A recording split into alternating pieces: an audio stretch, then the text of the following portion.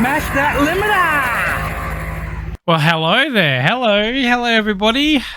Hello, how are you? Oh, fucking let me mute this.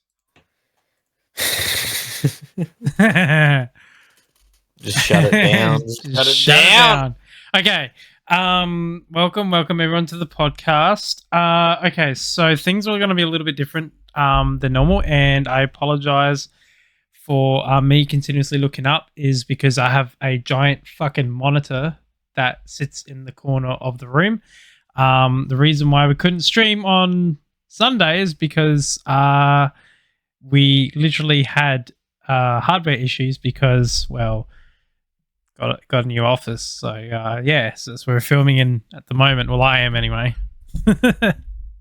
So, yeah. Physical real estate real estate with moving hardware components, and it's been an ordeal, that's for sure. But a lot of blood, sweat, and tears, isn't that right, Spliffy?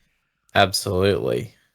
So I'm going to start off with the podcast with a little bit of exciting news, right? So yeah, I had someone approach me, and they started telling me about how they discovered this cool automotive podcast that isn't so automotive, but talks automotive stuff, and he's like, it's called Limiter Basher Podcast, and you should check it out. I'm like, oh, thanks, man. Thanks for your support. I'm glad you like it. With you right now.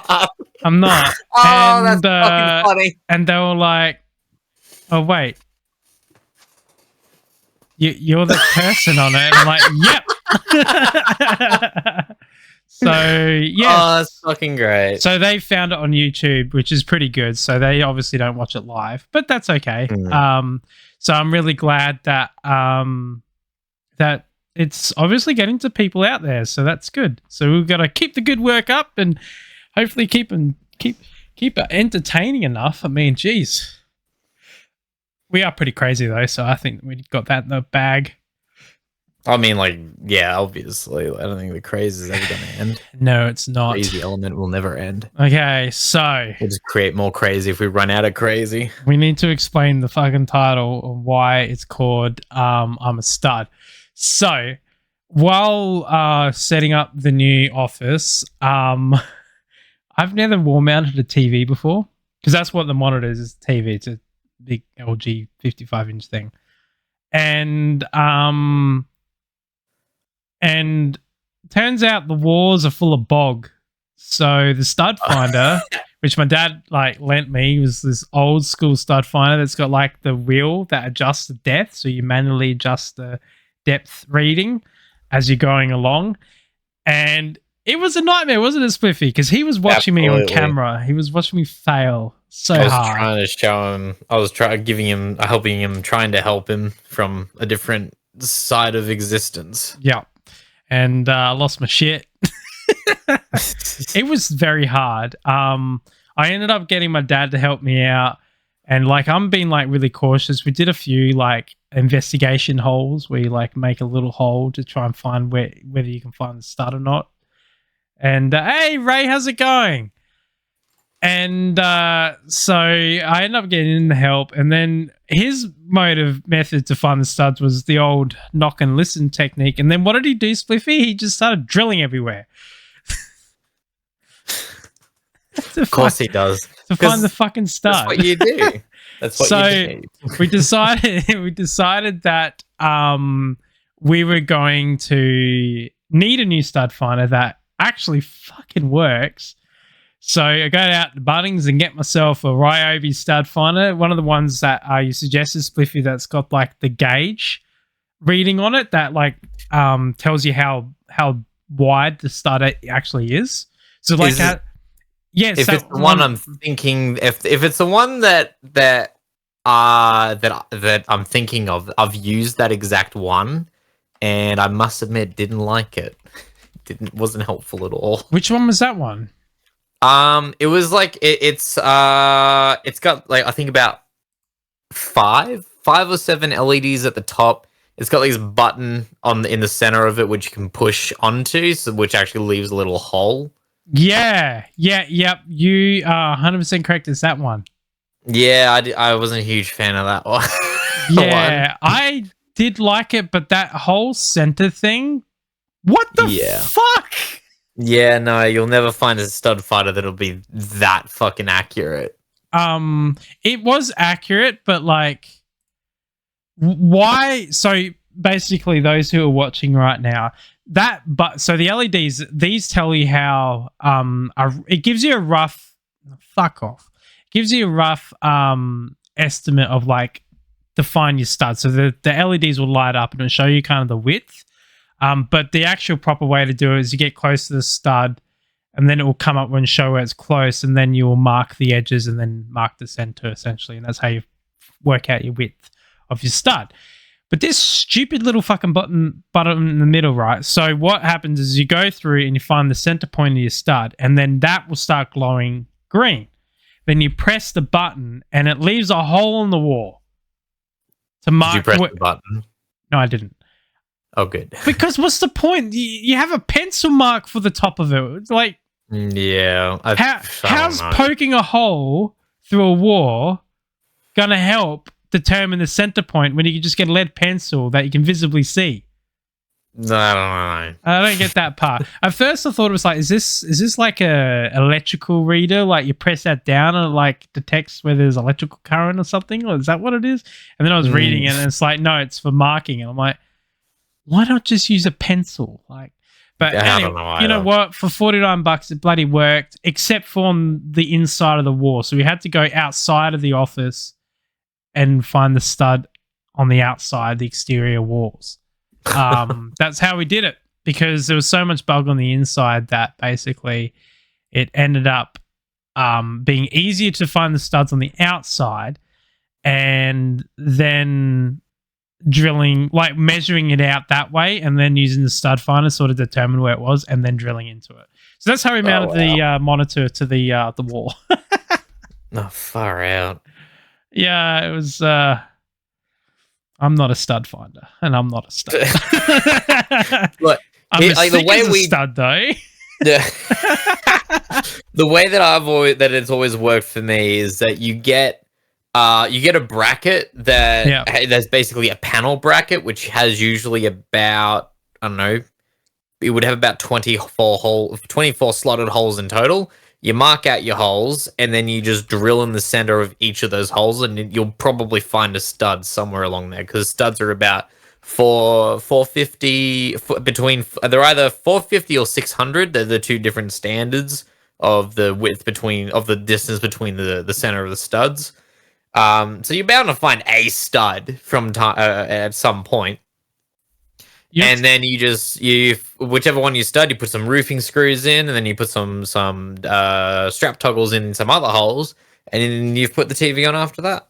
And it usually works. You're talking about something like that, aren't you? That has all those different holes on it. And exactly. Yeah. So if you pretty much mount that to the wall, you're bound to find one. Yeah. Yeah. Yeah. The problem is I couldn't go for a wall mount like that, because I needed it to be able to swivel right out. So then that way I can basically have the seat against the back wall and then see what I've got. So I went with this, not that one, because the difference between these two is none. That one's actually better. Look, holds 15 to 55. It's 23 to 55, and yet it's $149, and that's $109. It's a fucking point. So that's the one that I ended up going with. You decided to do it the more difficult way. Yes, I did.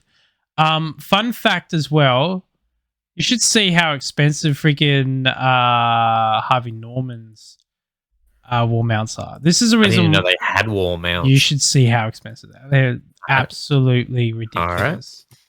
All right. Where is it? Okay. Harvey Norman. Oh my god.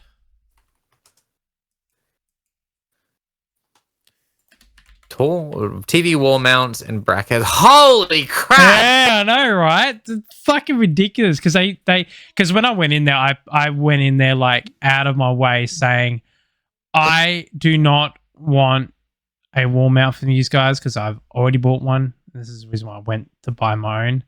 Oh wow. Where the fuck? Like even this general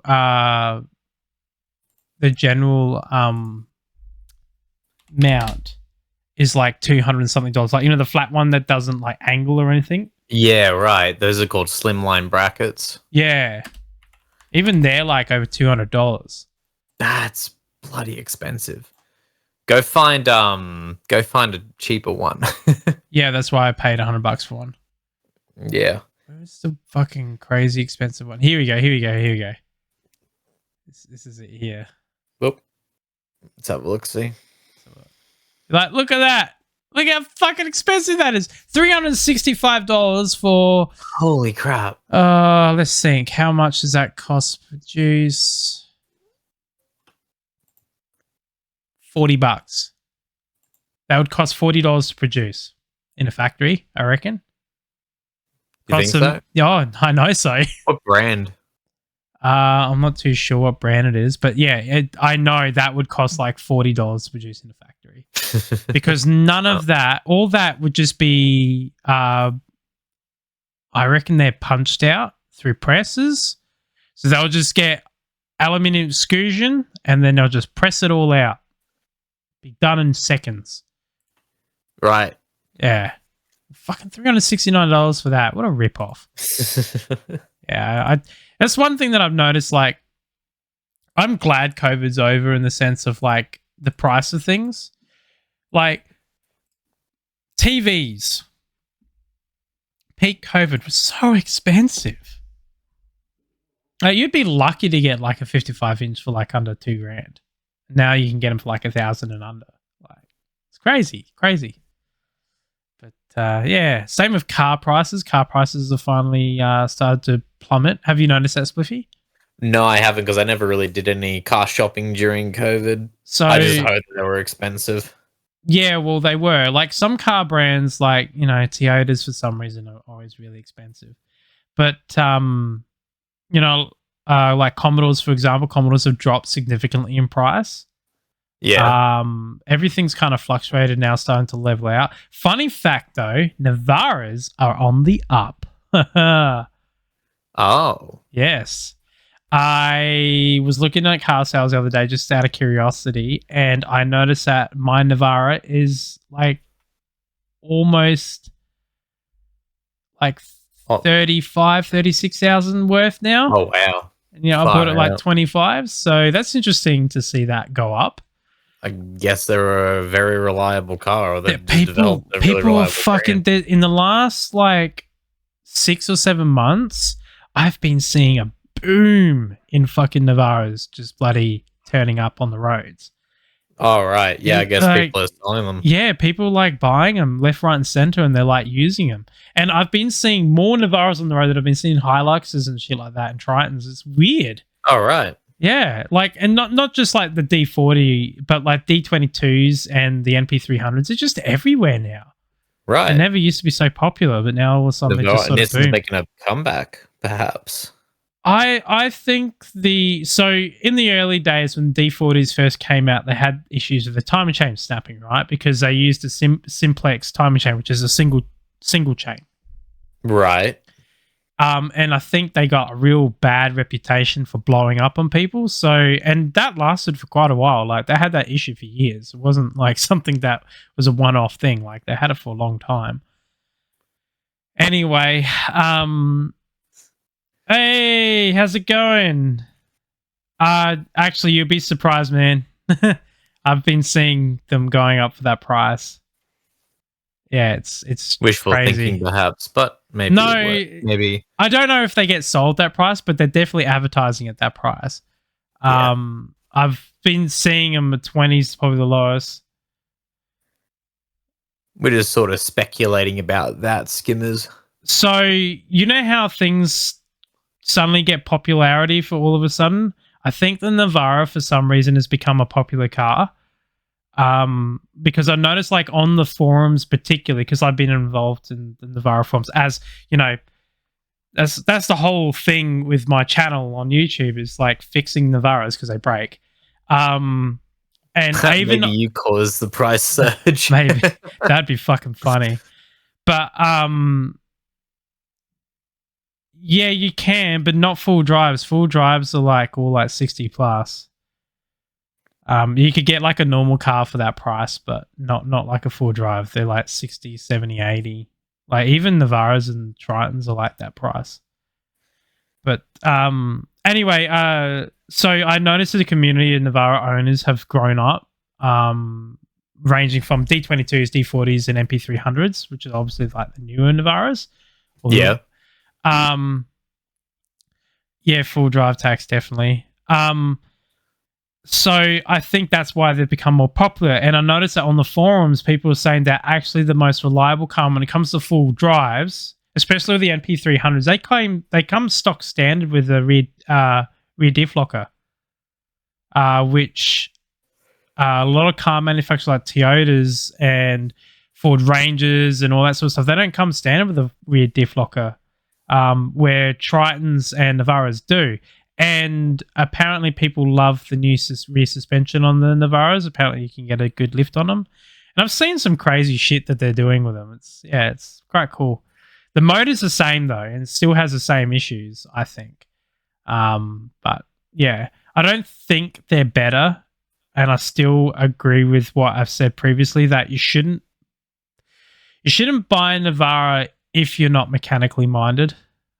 Especially if you go full driving a lot, because something will break, and when that something breaks, you need to be able to fix it on the fly. Not being mechanically minded and four-wheel driving as a hobby don't go together. Yeah, that is true. That is true. I was actually talking to someone the other day who was also another person who's told me that their friend suggested her to go on the podcast. So she's like amongst like the community of my brother and whatnot, and been building cars and all that sort of stuff for years. But she was telling me that when she was young, her dad, so she was into sewing because she was like in the Girl Guides or something like that. Oh, and they were like driving in the family trip, and and the fan belt snapped, because we're just talking about like car stories. And the fan belt snapped, and so her and her dad fucking hand sewed it back together, so that they can get to the closest town. That's funny. You gotta have that skill. So you keep a sewing kit in the car. Yeah, that's it. Exactly. You never know when you're gonna need it. Yeah, that'd be funny to see. I've seen shoestrings and zip ties used as a fan belt. What the? Okay, I guess the zip ties make sense, but shoestring, holy crap! You're really tempting it with that one. Well, you gotta get home or get somewhere to get home. Yeah. But the sewing option, I think, is actually a really good option, because out of all the backyardies, that's probably the best, I think. Yeah, that was quite interesting. But the one thing as well, Skim, is that so with cars in general, right? The principle is, Spliffy, that when you buy a car, it's automatically devalued as soon as you buy it. So, for example, you could buy a BMW. Like you lose 10% of the value as soon as you drive off the lot. I've heard exactly. that. Yeah, so you lose majority of the value straight away. Full drives, however, the more accessories you add to the car increases the value of the car. Right. The reason for that is because people are going to buy a car that's already kitted out for off-roading rather than buy a car that's stock and then have to kit it out themselves.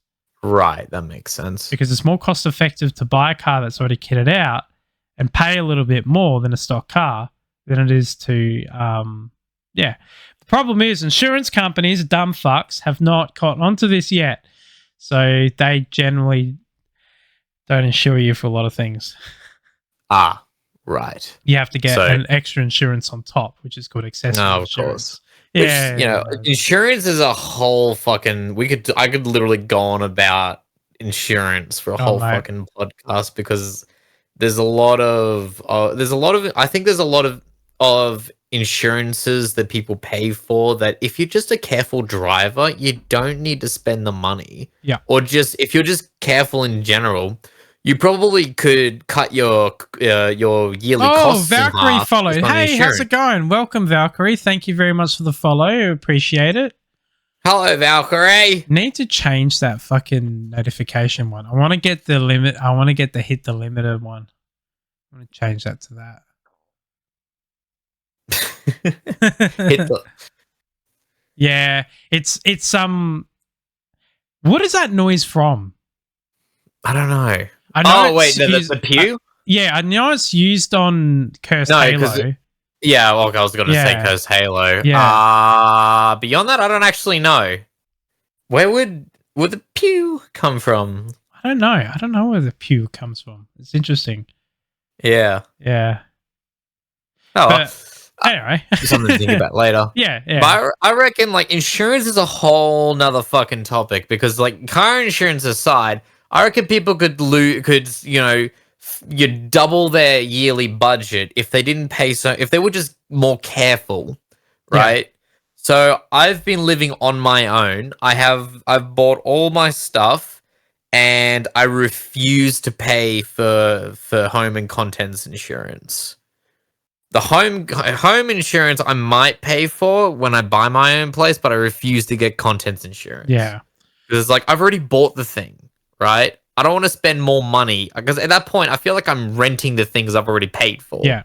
At that point, that's how I feel about it. I can understand that. If you keep your doors locked, and another little tip on home security, if the thief can't look into your home, they're far less likely to break into your home.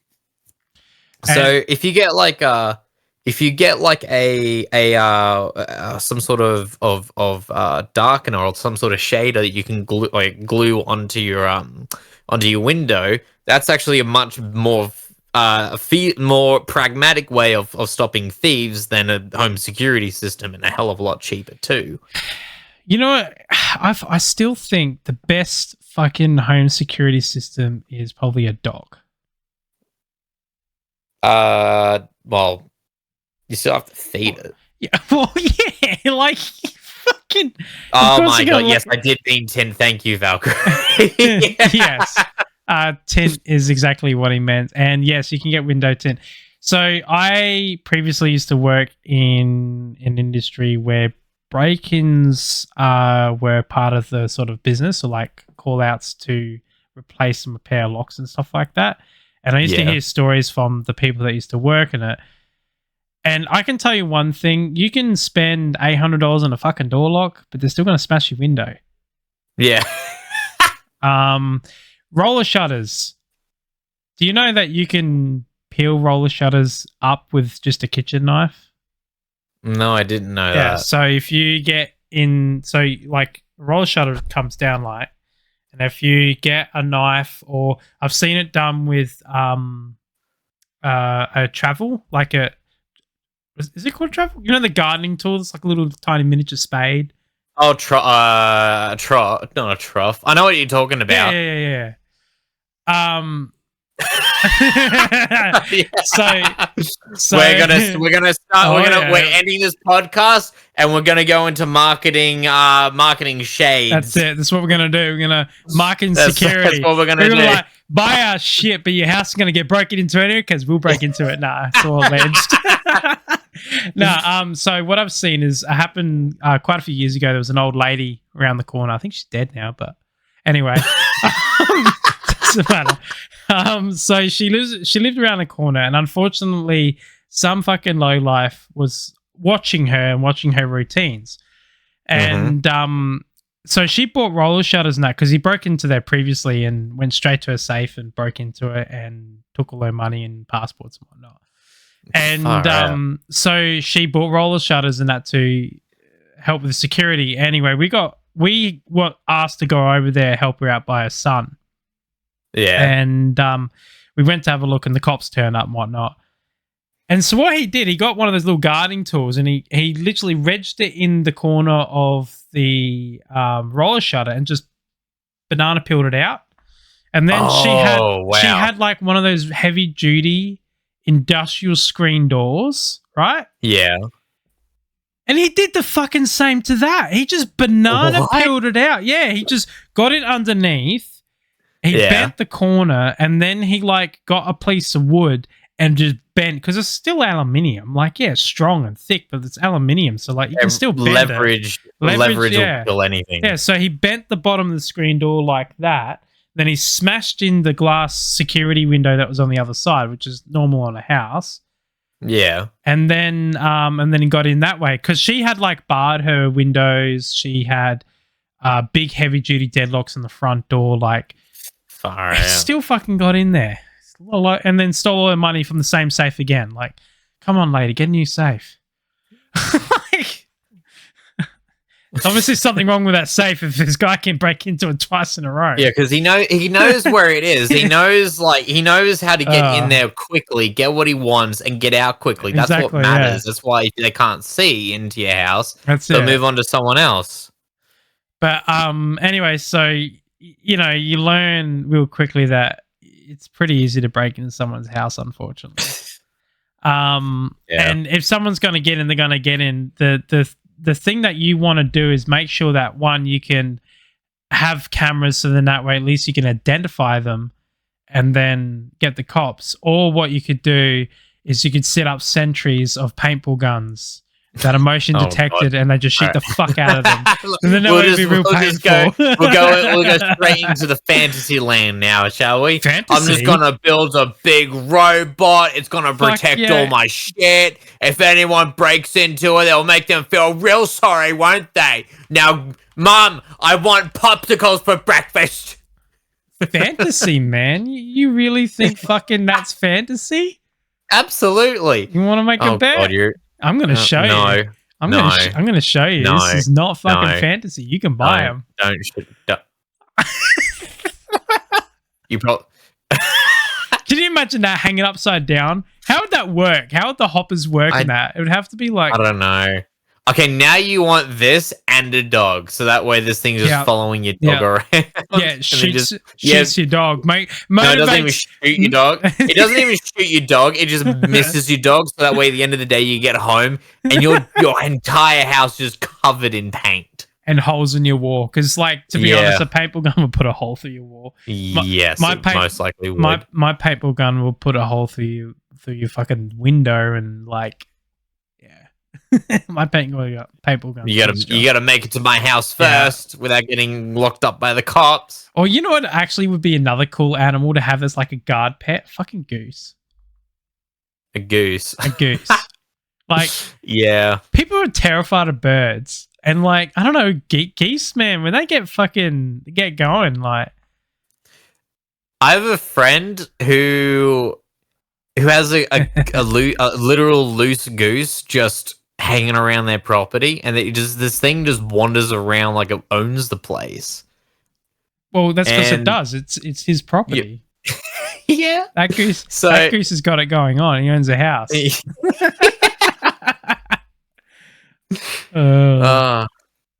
Actually, all right. So this is a funny driving story, right? So I was like, I think I was driving, and I was driving my mum somewhere. Yeah. I can remember. I don't know. I just remember that I was being a chauffeur like normal. Anyway, we're not cooked, we're tired, Valkyrie. This is what podcasts are like during the weekdays. And by the way, to make up for not streaming on Sunday, we're going to stream again tomorrow. So we're going to do 2 days in a row, something that we normally don't do, just to make up for being... The lack of Sunday. The lack of Sunday, yeah. And the week coming, we will try and get a special guest. We still haven't figured out who we're going to get on, but I'd like to get someone on cool. Well, we only invite cool people onto this podcast. Well, that is true. We're the cool club. Yeah. And all videos are, Valkyrie, if you're not sure, all videos are downloaded and then re-uploaded to YouTube on my account, or descriptions are below. Except for episode 1. Episode 1 was a fail, and we will never speak of that again. All right, stop mentioning it. Fuck you. All right, so I reckon I'm gonna try and get someone who's got some crazy stories, if I can. At the moment, he's been talking to me about cooking brisket and stuff like that, so it'd be interesting. Oh yeah. Yeah.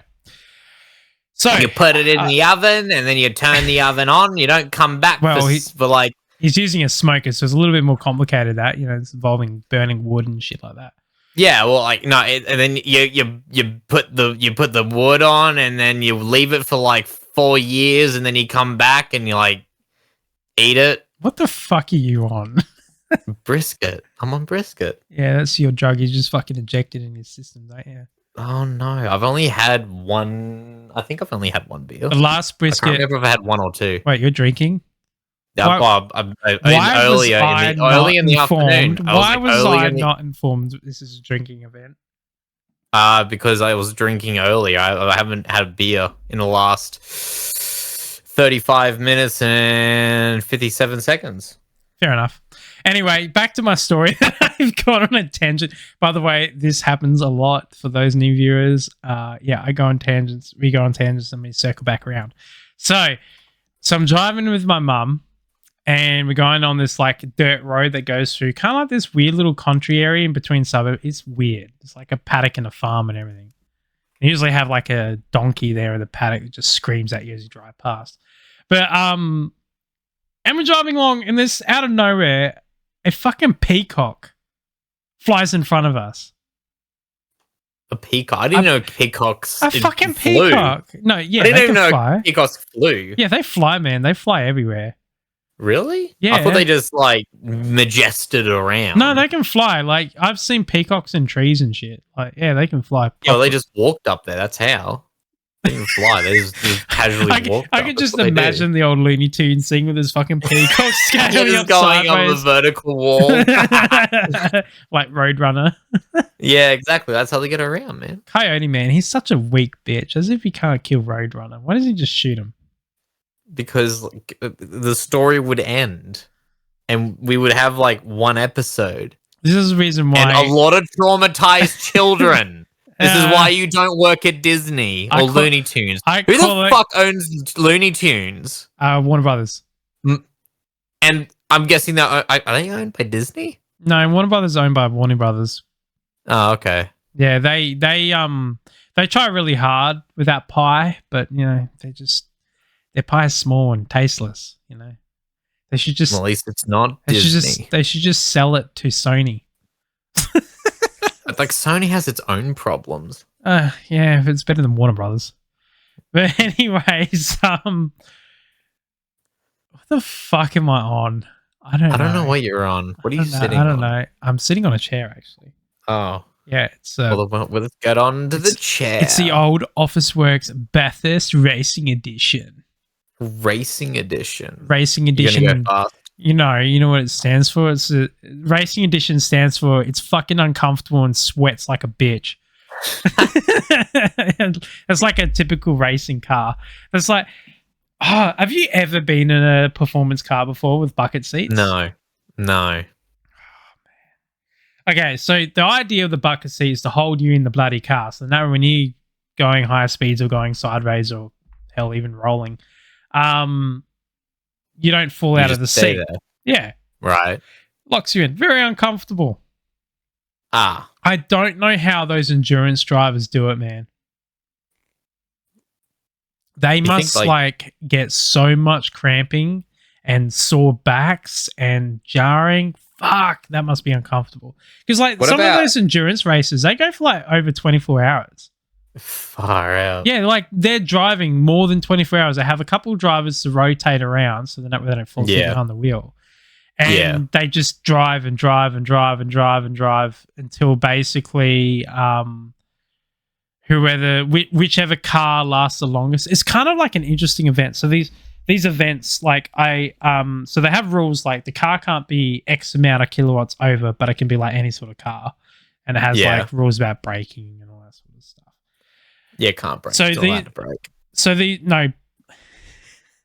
Like you can't use certain type of brakes or something like that. Your brake pads are worn out. It's disqualified. Yeah. You're using asbestos in those brake pads. You can't have that. Like the old brake pads that they used to have. The car's exploded. Asbestos isn't reactive. That was the whole point. That was the trademark about it. non-flammable, like it never dies. It just lasts forever. Doesn't break down, and it gives you cancer. What a great combination! Yeah, it's like you meet with the asbestos just chilling in your lungs. And you're like, dude, you gotta go. Like, dude, what are you talking about? I'm just sitting here. I'm like just chilling. I'm doing my I'm thing. Like this just guy breathed me in. This idiot breathed me in. yeah, I'm just that's here it. living my best life. I'm gonna give you some blue lung. Hey, it's my cousin Silica. I can't believe that's like the new thing now. I know. Oh And my it's God. everywhere again. Thing Bricks, engineered stone, it is everywhere. But the thing is with silicosis, right, is the silicon itself isn't damaging. It's just they're ingesting so much of it that it just ends up killing them. It's like, why didn't you wear masks? That's all that prevents it. Like, at least it doesn't give you cancer. I am going to be doing a silica awareness course within the next few months. I've already done it with my health and safety rep course. Oh, okay. Yeah.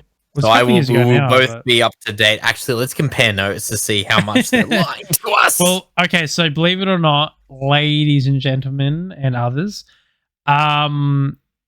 if your workplace has a certain amount of dust and particular concrete dust exposure, I think it's above a certain amount, technically your workplace will be shut down. Yeah, it's that serious. It's in legislation now. So right. Yeah. Yeah, they told us that basically if you suspect that your workplace is above it, it's pretty much they're like, if you say you put something down within a couple of minutes is covered in concrete dust, definitely call the health and safety rep about that. Right. Because that is actually very, very bad. Because apparently there's been a lot of lawsuits with silicosis cases increasing in the recent years because people basically been working in environments that are really not good for their condition for too long, and the workplaces are doing nothing about it. And so they're claiming work cover, and these lawsuits are quite a few $1 million. So the governments have decided to take it real seriously, because there's nothing the government doesn't want is businesses to go under, because then they don't get tax on them. So yeah. so of course they're going to put legislation out about it. But yeah, they're apparently really serious about it. And another good thing about first aid is, did you know that they added, in our state in particular, they added mental health to first aid as well. Oh, really? I had no idea about that. Yeah, so if you do your senior first aid course, they teach you about mental health and how to deal with it, and how to help someone going through depression and anxiety, and the tools and skills and stuff like that you need to help them through it. I think that's really good. Mental health is really important. We all have some issues going on in our life, and it would be good to have people in the workforce trained to deal with it. Speaking of which, here's another tangent. I started reading a book entitled "The Body Keeps the Score." Let me quickly look up the Body Keeps the Score. Body Keeps the Score. I don't remember who wrote it. So essentially, what this book is by Bezel van der Kolk. And I've read only 50 pages of it this afternoon, and it is an incredible read. Yeah. So essentially, what the book is about, it's about trauma. Yeah. How your body processes and exhibits trauma, and I'm nowhere near up to it, but how to actually more or less give yourself a signal path, or give your brain a signal path to get you to be able to deal with said trauma. And I'm very excited to read it. I'll be excited to keep reading it and hopefully get it. I want to try and maybe read it by the end of the week. That'd be a challenge. That would be really exciting to see that, actually. Because I have had mental breakdowns before, and they are not fun. So mental health is a very, very serious they are issue. not. They are not be great at all. Seriously. Yeah, I agree with that one. So if you're out there, talk to friends and whatnot. If you're going through some rough times, we all have gone through it and whatnot. It's just one of those things that you got to sort of keep on top of. It, mental health is an illness, just like anything else. If you go bad, why did we go on this depressing topic when we're just fucking going crazy? What the fuck? How did we delve into this? We went from we went from asbestos to silica to silicosis to talking Mental about health. mental health being on first aid, then trauma. You know what? What helps mental health, Spliffy? Alcohol. No, that Don't take that was a joke. Don't actually. That has opposite, man.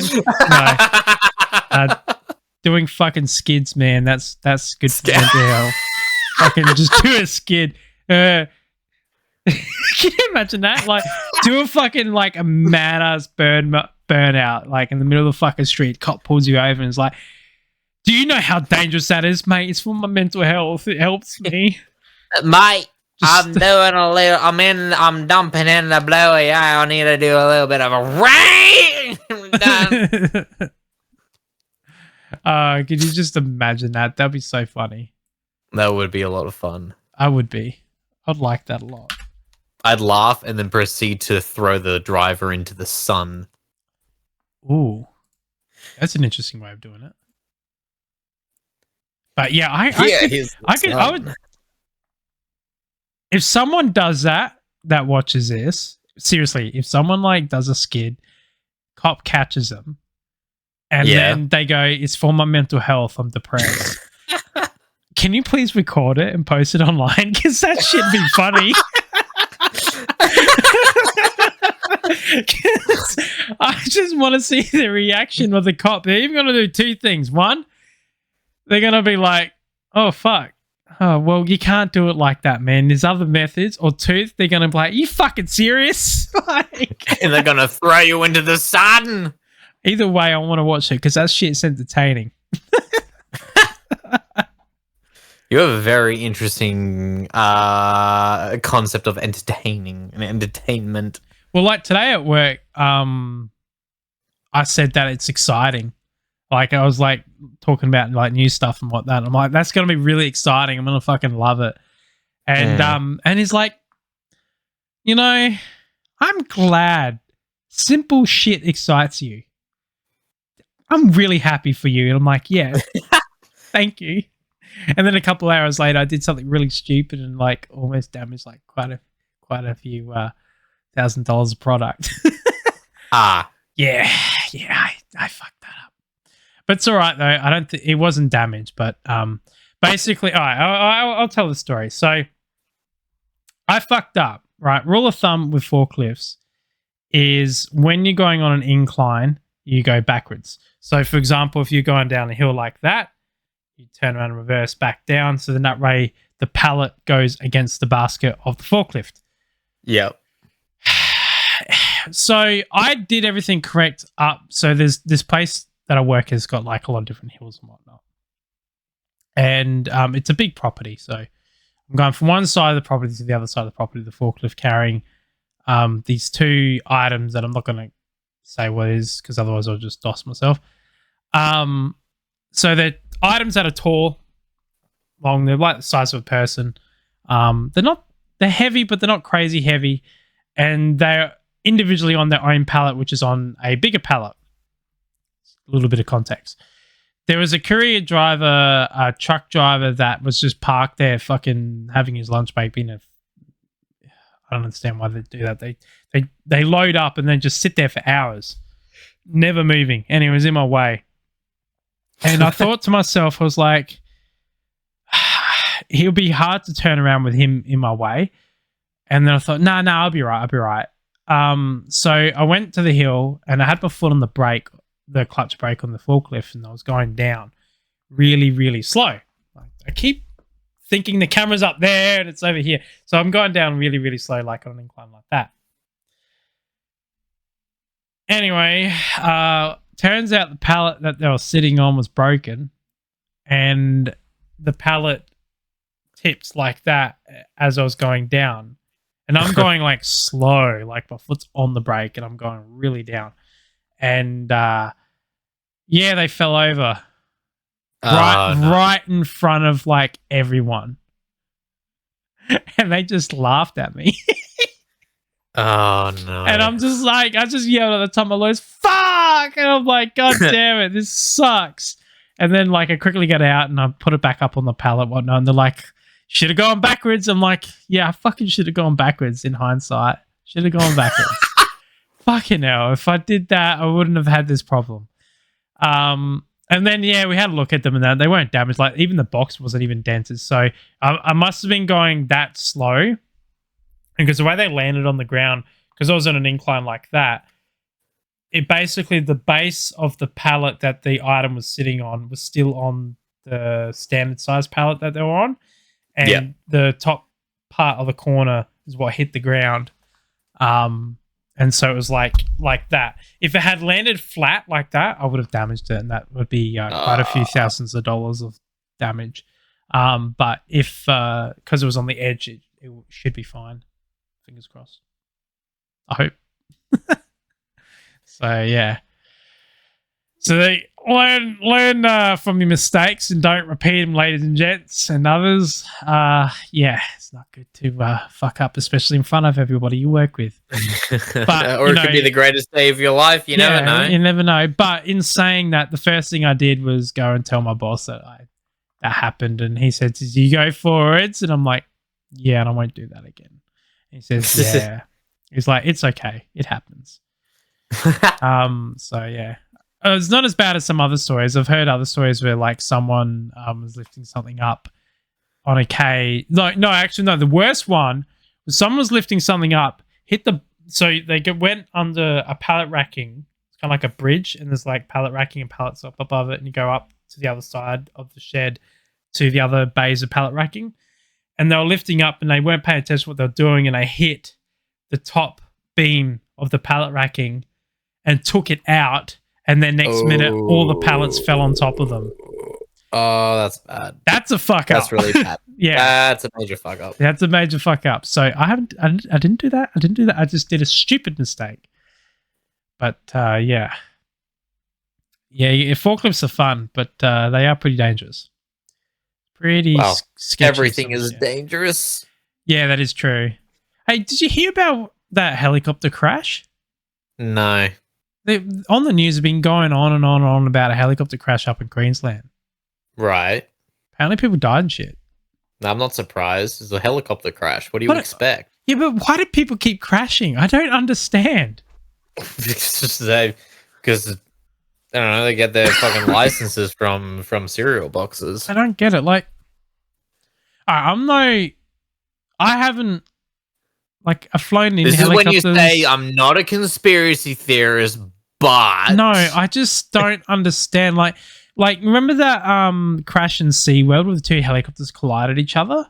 I do remember that. How does that happen? Okay, if you've ever flown or been in a helicopter, guess what? You can see fucking everything. Don't people have eyes?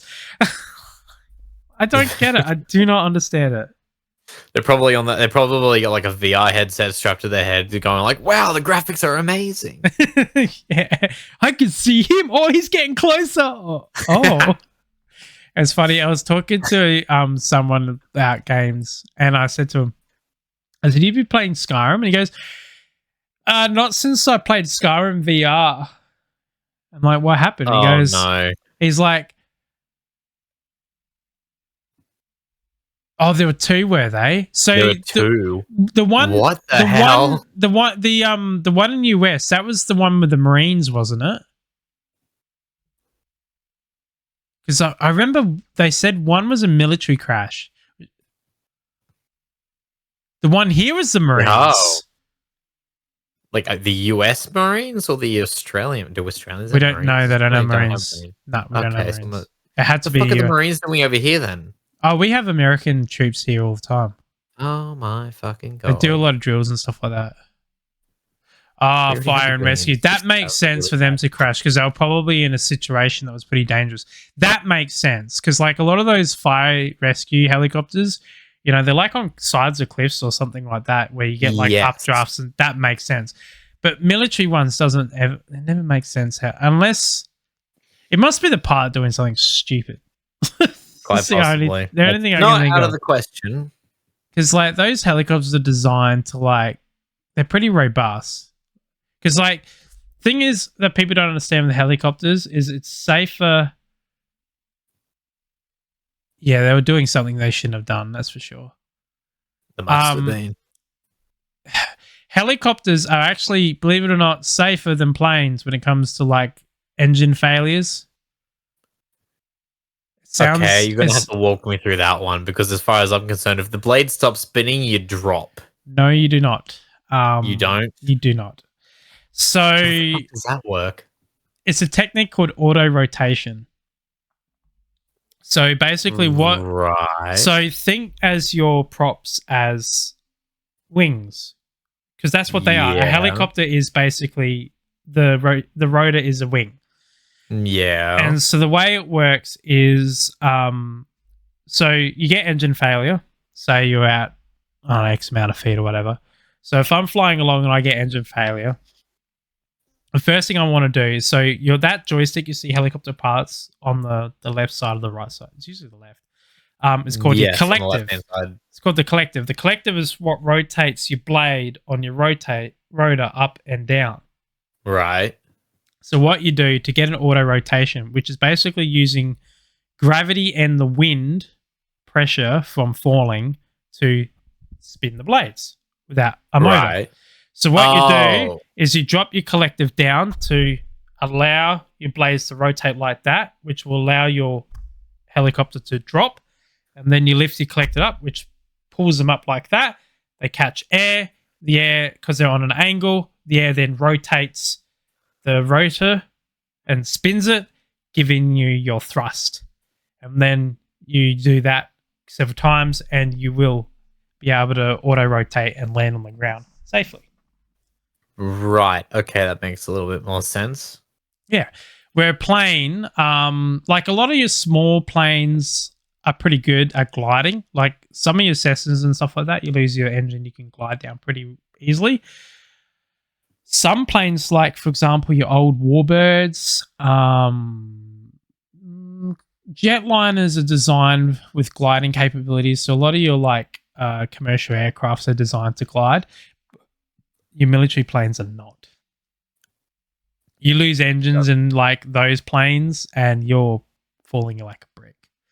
Like the F-35s. F-35s, they lose engines, they're fucked. I've seen that Right. happen. I even knew of a guy whose brother died in a testing. Fucking That's not really how yeah. you want to go out. No, not really. The F-35 is not a good plane. I do not like it. It's just my personal opinion. But anyway, I actually got to see one. I got to see one fly in real life. they are back loud. in November. They are freakishly loud. They are unbelievably loud. I reckon a part of the budget for those things went into making the engines loud. Yeah, well, the reason why is because they're single. They're basically bigger. Well, bigger makes more noise, right? Yeah, that's it. Oh, that's so loud. Sorry. I'm trying to show you what auto rotation is. Let's have a look, sees. Like your helicopter starts falling out of the sky, and your pilot's on fucking watching a video on how to auto rotate. Yeah. Oh, okay, that makes sense. Bang. So this helicopter right now, so you can see he's turning off his engine. And see how it's still spinning? So he's actually coming into land. So this is probably a training exercise. See how he feathers up? So right now he's just brought his collective up. So then that way he can catch as much air on the down as possible to cushion his landing. Right. And then he's coming in. And so he'll be doing that. He'll be feathering it. He'll be going up and down with the and when you bring your nose up and then you go full collection on, you catch the most wind under, and then he's safely landed. So that helicopter's engine's not running. That rotor is purely from the downforce of the wind falling down. Huh. And a little bit of inertia from the engine, right? A little bit, yeah. So that's Okay. so that's what I mean. Like auto rotation is quite a important skill to have if you're a helicopter pilot, and yeah, you should learn it. Obviously, I'm not a helicopter pilot or anything like that, but I do know how to do auto rotation because I used to love playing on simulations as a kid. I would never fucking do it in real life though. I'd crash the thing, but I understand the principles and the method behind it. Essentially, it's like I understand the theory, but the practical, I don't think I could do it. I can fly a plane without with loss in engine though. I've learned how to do that through cadets and whatnot with training and whatnot. That was cool because I used to fly gliders. So yeah. Hell yeah. Well, ladies and gents and others, it has been an hour. I hope you enjoyed this podcast, that it was as random and crazy as it always is. We are going to raid into someone. There's a person that I was looking for people to raid into that are car enthusiasts, but I just couldn't really find any. So we're going to raid into someone completely random that you all probably don't know, but I know. So We should raid message is going to be studying is for studs. Studying is for studs. I like that. Well, everybody, I hope you have a good night and day, depending where you are in the world. And thank you all for coming and tuning in. This video will be downloaded and re-uploaded to YouTube in the next couple of days. I'll probably download it tonight after this. But thank you again for coming in and showing your support. And we'll see you next time on the next podcast, which will be tomorrow. Same time. See ya. Bye.